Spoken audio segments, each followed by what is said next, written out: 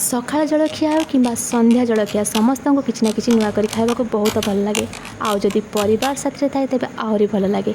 नमस्कार, मु अन्नपूर्णा आज आपण मानक पाखु नहीं आसी गोटे सुंदर रेसिपी कंचन फूलर पिठौ। एबे वर्षा दिन बारी हो कि मार्केट आपन को कंचन फूल अति सहजरे मिल जिवो। प्रथमे कंचन फूल को आनी ताको भल भाव बाछि नेबे। अल्प चाउल बतुरेबे। बतुरी जाइथिबा चाउल रे अदा रसुण कंचा लंका जीरा देई ताको भल भाव बाटी नेबे। तापर सेतिरे अल्प पानी आवश्यक अनुसार लुण अल्प बेसन अल्प लंका गुंड इत्यादि ताको फेंटी नेबे। तापर बाछिथिबा फूल को सेतिरे पकाई मिसाई नेबे।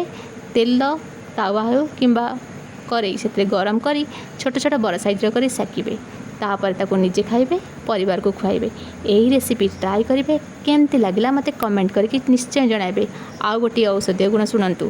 जदि आपणक मुहरे व्रण किंबा कोनसी दाग थाए कंचन फूल को सुखाई गुंड करी ताको महुरे मिसाई से दाग लगाइबे, देखिबे निश्चय भल होई जिवो। एहा सह अल्सर रोगी कफ रोगी महौषधि भली काम करे कंचन फूल। धन्यवाद। जय जगन्नाथ।